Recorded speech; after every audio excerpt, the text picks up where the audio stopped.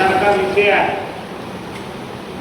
महत्वाचे विषय असताना अक्कलकुवाला सभा झाली, तिथे सुद्धा तो अधिकारी त्यांचे गैरहजर होते आणि आजही सुद्धा गैरहजर आहे. म्हणून या आमसभा निमित्त तो कोणी बी अधिकारी असेल, कानचुकारपणा करणारे अधिकारी, त्याच्या मुख्यमंत्रीकडे डायरेक्टली आमसभा निमित्त तक्रार करण्यात येईल. कारण या विभागामध्ये एकही योजना नाही. या विभागामध्ये 10 ते 15 योजना आपण काम करता आहे आणि त्या आदिवासी क्षेत्रामध्ये त्यांना काम करायचे आहे. आणि उत्तर देण्यासाठी जर त्यांना लाज वाटत असेल तर या असं कारभार का सांभाळता, हा विषय आहे. कारण तो जरी आयएस अधिकारी असेल, पण या आदिवासी समाजाचा विकास करण्यासाठी त्याने जबाबदारी घेतली आहे. आणि तो अधिकारी जर गैरहजर राहत असेल तर हे योग्य नाही. वेळेस साहेब तुम्ही विचारलंच नाही, येणार आहे की नाही, इतकं तपास का नाही केला? मग काय सांगितलं? माहिती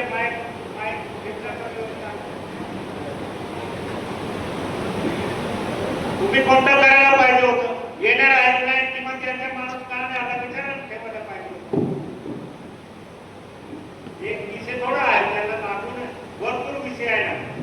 सर, आपण त्यांना कॉन्टॅक्ट केला होता, सांगितलं होतं, त्यांचा फोन टिकून आला होता. मी त्यांना सांगितलं आपल्या साहेबांच्या सूचना आहेत, तुम्ही उपस्थित राहावे सांगितलं. काय काय उत्तर दिलं? तुमचे कोण या भागात काम करणारे सबऑर्डिनेट अधिकारी असतात त्यांना पाठवून सांगितलं. कोण आले आहे ना, हे योग्य नाही.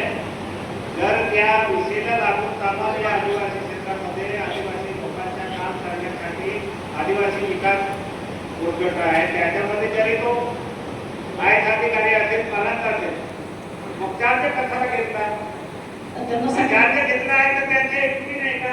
सबऑर्डिनेट कोण असेल त्यांचा अधिकारी त्यांना पाठवून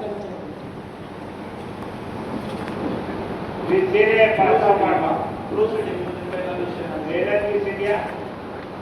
कारण एक थोडं आहे त्याच्यामध्ये. आता आपल्याला काय वाटपाचे दादा जे महिलांना सक्षमी करण्यासाठी गाय वाटपाचे कार्यक्रम सुद्धा त्यांच्याच मार्फत आम्ही 19 तारखेला माझ्याकडे आले होते, नंतर ठेवले. तिथले जळगावचे बी लाभार्थी आहेत, गाया जे आहे त्याच्या जळगावचे लाभार्थी आहेत, सबरीचे काय लाभार्थी ते मला ह्याच्यात देऊ केले.